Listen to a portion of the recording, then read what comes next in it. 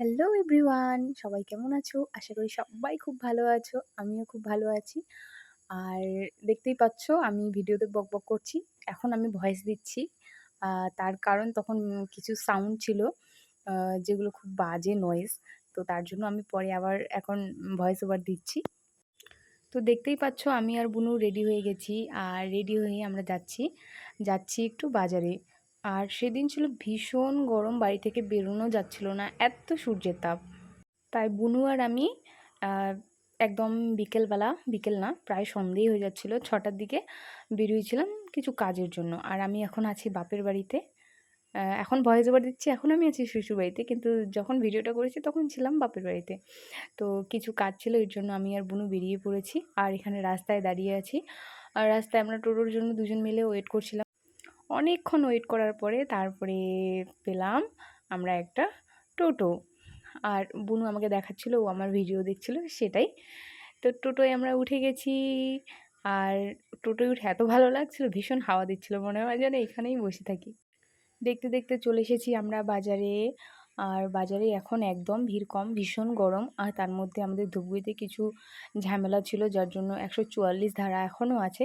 তো তাই ৮টার পরে একদমই ভিড় কম থাকে, আর এখন তাও যা একটু লোক আছে।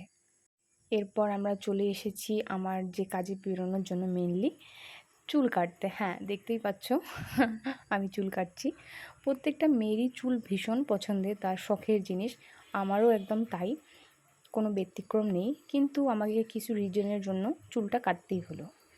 আসলে বিয়ের আগে আমি ১০-১২ দিন আগে আমি চুল কেটেছিলাম। তারপর বিয়ের আমার প্রায় ১ বছর ২ মাস ৩ মাস হতে চললো চুল কাটা হয়নি। আর চুলটা ভীষণ খারাপ হয়ে গেছিলো, চুল ফেটে ফেটে যাচ্ছে, পড়ে যাচ্ছে, আর গোড়াটা একদম লিকলিকে হয়ে গেছিলো। তো এর জন্য ভাবলাম যে অত মায়া করলে চলবে না, চুলকে ভালো রাখতে হলে চুল কাটতে হবে। তার জন্য আমি অনেক মায়া ত্যাগ করে চুলটা কেটেই নিলাম। আর যতটা আমার চুল নষ্ট হয়ে গেছিলো নিচ দিক দিয়ে, আমি ততটা কেটেই নিলাম। আর সামনে দিয়েছিলাম লেয়ার, পিছনে ইউ কাট। তো একদম সিম্পল কেটেছি। আর চুলটা অনেকটাই ছোট হয়ে গেছিলো কাটার পরে, আমি দেখছিলাম। কিন্তু ভালোই হয়েছে, কারণ ওই নিচের চুলগুলো আমার একদম নষ্ট হয়ে গেছিলো। তার থেকে এখন যে চুলটা আমাকে কেটে দিল, এটা মাচ বেটার। তারপর আমার চুল কাটা হয়ে গেল। এই যে দেখতে পাচ্ছ আমার ফাইনাল লুক। আমি তো স্যাটিসফাই। তারপর বাজারে আমাদের এত দেরি হয়ে গেছিলো, আর কোথাও ঢোকার সময় পাইনি। বুনুর একটা কাজ ছিল, ফর্ম ফিল আপ না, ওর পেমেন্ট করার ছিল। তো সেটা করে বাজারে যেহেতু একদম সব বন্ধ,